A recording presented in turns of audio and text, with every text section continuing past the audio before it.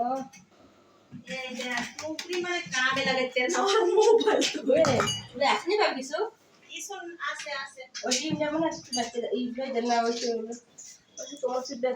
তো আসসালামু আলাইকুম, কেমন আছেন সবাই? আলহামদুলিল্লাহ ভালো আছি। আজকে 19তম রোজা। আজকে রোজা হবে, ইফতার হবে, রোজার ইফতার হবে। এই যে এদের বাসায় এরা আমাদেরকে দাওয়াত করছেন। এরা আমাদের আত্মীয়র কাছাকাছি। যাক, তাই ওরা আজকে কি কি আয়োজন করেছে সেই জন্য আমি একটু ভিডিও করে আপনাদের দেখাচ্ছি। এই যে এটা পেয়ারা, এই যে শসা ছাড়া তো একদম ইফতার চলে না, আনারস হলে তো আরও ভালো, ভিটামিন সি, শরবত না হলে তো গলা ভিজবে না, 7 আপ না হলে তো আপনার এটা তো কোল্ড ড্রিঙ্কস হজম হবে না, এই যে ফালুদা না হলে কলিজা ভিজবে না।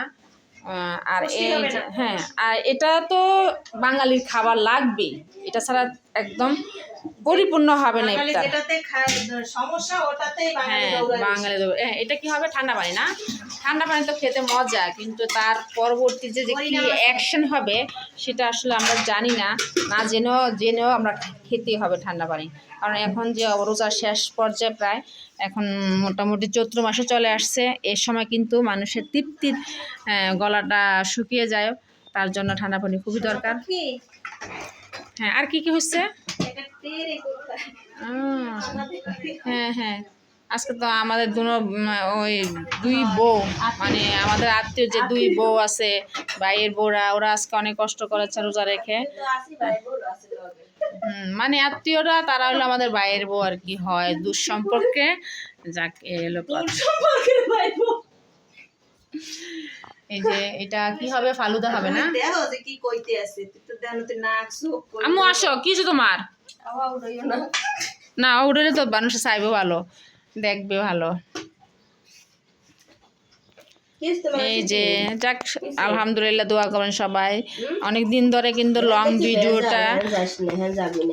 লং ভিডিও করা হয় না, আসলে করার সময় পাই না। রোজা আসার পর থেকে যে কি পরিমাণ আমাদের কাজ বেড়ে গেছে একমাত্র আল্লাহ জানে। সব কিছুই যাক, ইবাদতগুলো কবুল হওয়ার কথাই হলো একমাত্র মূল কথা, কারণ ইবাদতের এই মাসটা হলো আমাদের ইবাদতের মাস। এগুলো কি পিৎজা? ও মাই গড, পিৎজা বানাতে পারো? মাশাআল্লাহ মাশাআল্লাহ, আলহামদুলিল্লাহ আলহামদুলিল্লাহ। আমরা সব পারি, আমরা নারী। এই যে এটা কি? এটা ফালুদা তৈরি করতেছে। আমরা নারী মানে আমরা সব পারি, নারীরা সব পারে।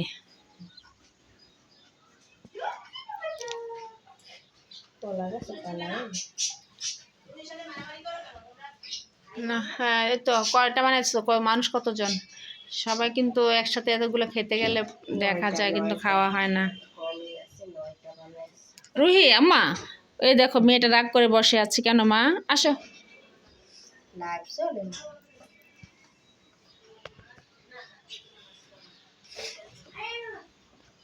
যাক, আলহামদুলিল্লাহ, সবাই ভালো থাকবেন। আল্লাহ হাফেজ, আসসালামু আলাইকুম।